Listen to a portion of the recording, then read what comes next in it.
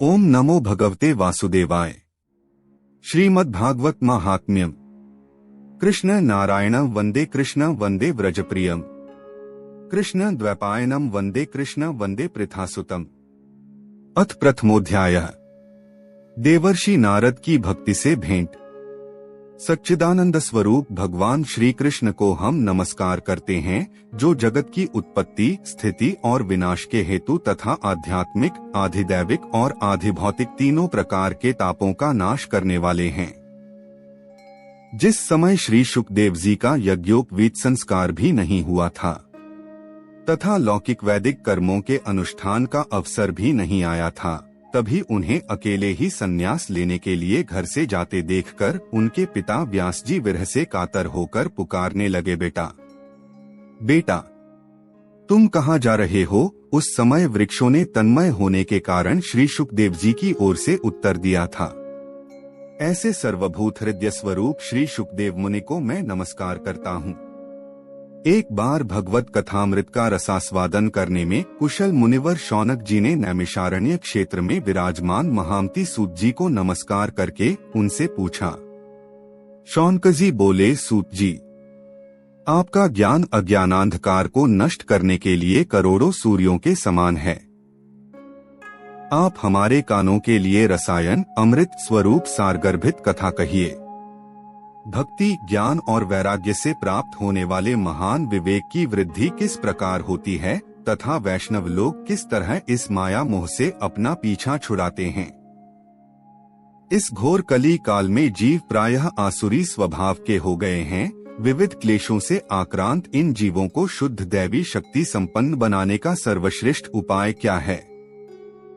सूत जी, आप हमें कोई ऐसा शाश्वत साधन बताइए जो सबसे अधिक कल्याणकारी तथा पवित्र करने वालों में भी पवित्र हो तथा जो भगवान श्री कृष्ण की प्राप्ति करा दे। चिंतामणि केवल लौकिक सुख दे सकती है और कल्पवृक्ष अधिक से अधिक स्वर्गीय संपत्ति दे सकता है, परंतु गुरुदेव प्रसन्न होकर भगवान का योगी दुर्लभ नित्य वैकुंठ धाम दे देते हैं।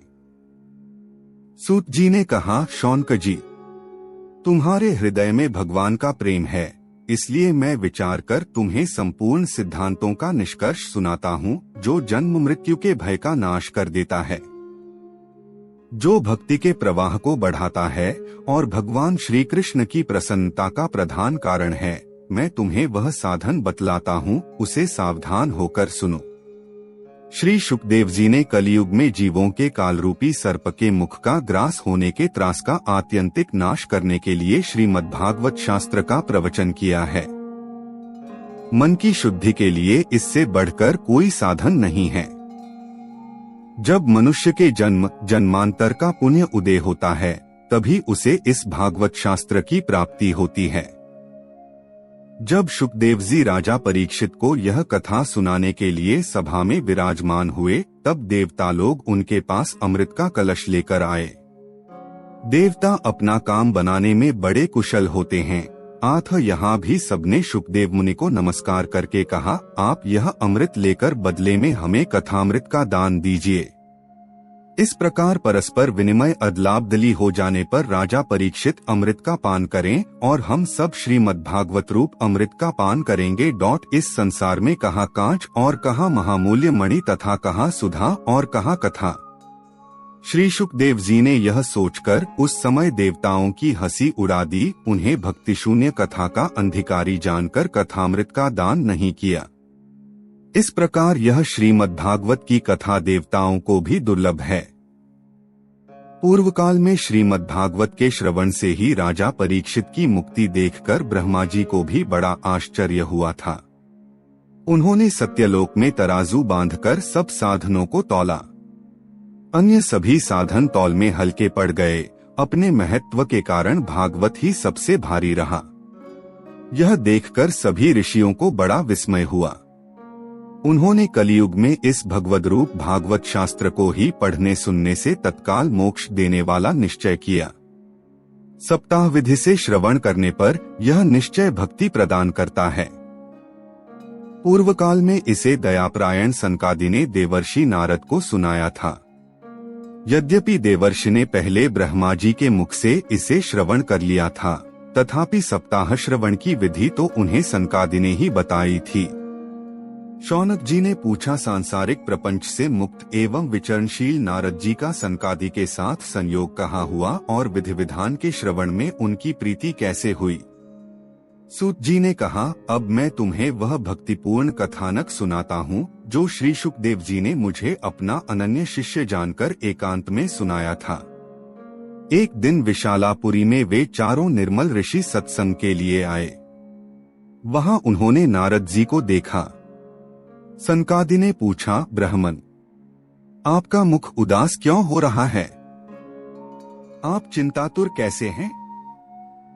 इतनी जल्दी जल्दी आप कहाँ जा रहे हैं? और आपका आगमन कहाँ से हो रहा है? इस समय तो आप उस पुरुष के समान व्याकुल जान पड़ते हैं जिसका सारा धन लुट गया हो। आप जैसे आसक्तिरहित पुरुषों के लिए यह उचित नहीं है। इसका कारण बताइए। अब यहाँ सत्य, तप, शौच, बाहर भीतर की पवित्रता, दया, दान आदि कुछ भी नहीं है। बेचारे जीव केवल अपना पेट पालने में लगे हुए हैं। वे असत्य भाषी, आलसी, मंदबुद्धि, भाग्यहीन, उपद्रवग्रस्त हो गए हैं। जो साधु संत कहे जाते हैं वे पूरे पाखंडी हो गए हैं। देखने में तो वे विरक्त हैं, किंतु स्त्रीधन आदि सभी का परिग्रह करते हैं। घरों में स्त्रियों का राज्य है। साले सलाहकार बने हुए हैं। लोभ से लोग कन्या विक्रय करते हैं और स्त्री पुरुषों में कलह मचा रहता है। महात्माओं के आश्रम, तीर्थ और नदियों पर यवनों विधर्मियों का अधिकार हो गया है। उन दुष्टों ने बहुत से देवालय भी नष्ट कर दिए हैं।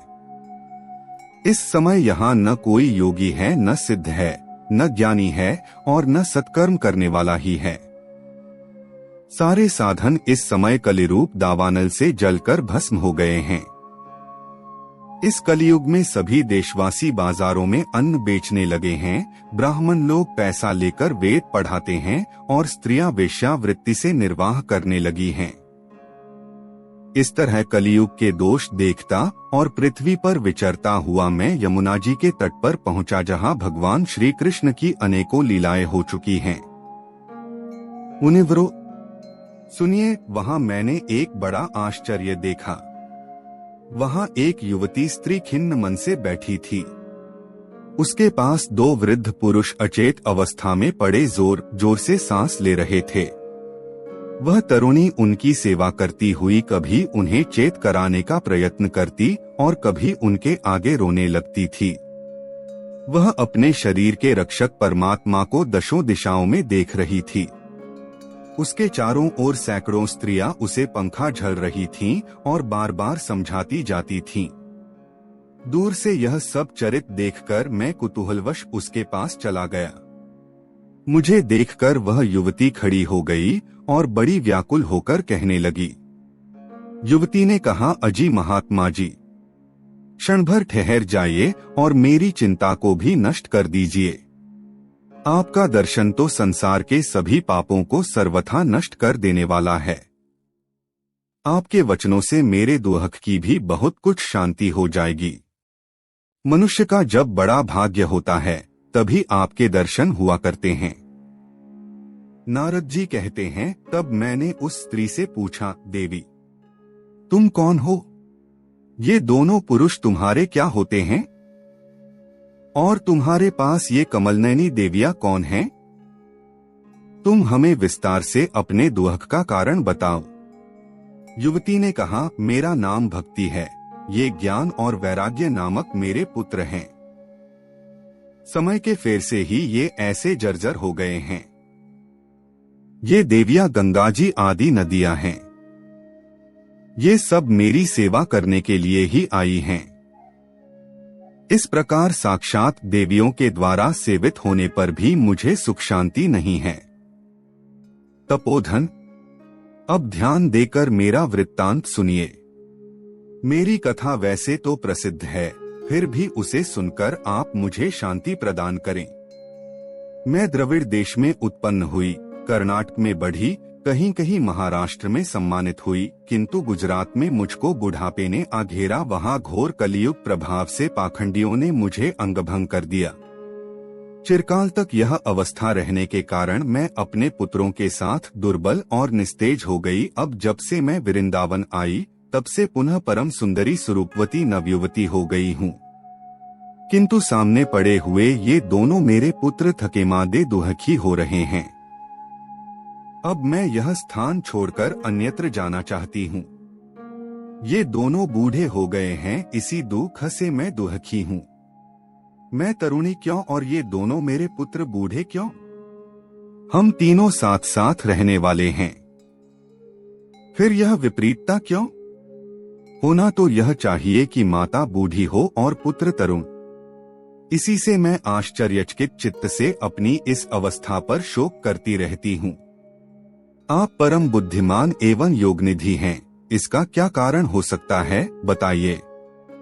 नारद जी ने कहा, साध्वी, मैं अपने हृदय में ज्ञान दृष्टि से तुम्हारे संपूर्ण दुख का कारण देखता हूँ। तुम्हें विषाद नहीं करना चाहिए। श्रीहरि तुम्हारा कल्याण करेंगे। सूत जी कहते हैं, मुनिवर नारद जी ने एक क्षण में ही उसका कारण जानकर कहा। नारद जी ने कहा, देवी सावधान होकर सुनो, यह दारुण कलियुग है। इसी से इस समय सदाचार, योग मार्ग और तप आदि सभी लुप्त हो गए हैं। लोग शठता और दुष्कर्म में लगकर अघासुर बन रहे हैं। संसार में जहां देखो वहीं सत्पुरुष दुहक से म्लान हैं और दुष्ट सुखी हो रहे हैं। इस समय जिस बुद्धिमान पुरुष का धैर्य बना रहे वही बड़ा ज्ञानी या पंडित है। पृथ्वी क्रमशः प्रतिवर्ष शेष जी के लिए भार रूप होती जा रही है। अब यह छूने योग्य तो क्या, देखने योग्य भी नहीं रह गई है और न इसमें कहीं मंगल ही दिखाई देता है। अब किसी को पुत्रों के साथ तुम्हारा दर्शन भी नहीं होता।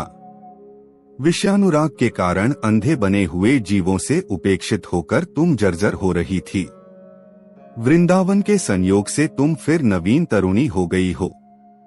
आथ यह वृंदावन धाम धन्य है, जहां भक्ति सर्वत्र नृत्य कर रही है। परंतु तुम्हारे इन दोनों पुत्रों का यहाँ कोई ग्राहक नहीं है, इसलिए इनका बुढ़ापा नहीं छूट रहा है। यहाँ इनको कुछ आत्मसुख भगवत स्पर्शजनित आनंद की प्राप्ति होने के कारण ये सोते से जान पड़ते हैं। भक्ति ने कहा, राजा परीक्षित ने इस पापी कलियुग को क्यों रहने दिया? इसके आते ही सब वस्तुओं का सार न जाने कहाँ चला गया। करुणामय श्रीहरि से भी यह अधर्म कैसे देखा जाता है?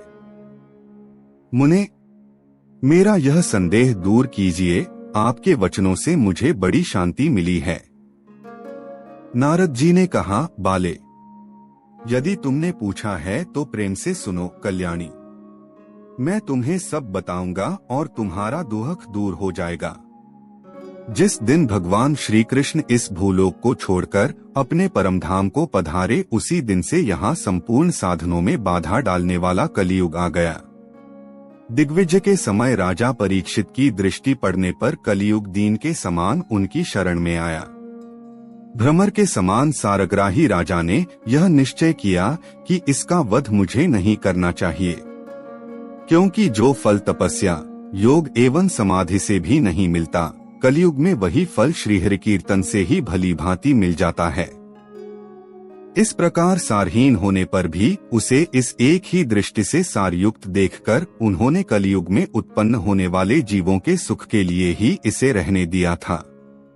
इस समय लोगों के कुकर्म में प्रवृत्त होने के कारण सभी वस्तुओं का सार निकल गया है और पृथ्वी के सारे पदार्थ बीजहीन भूसी के समान हो गए हैं। ब्राह्मण केवल अन्नधनादि के लोभवश घर घर एवं जन जन को भागवत की कथा सुनाने लगे हैं, इसलिए कथा का सार चला गया।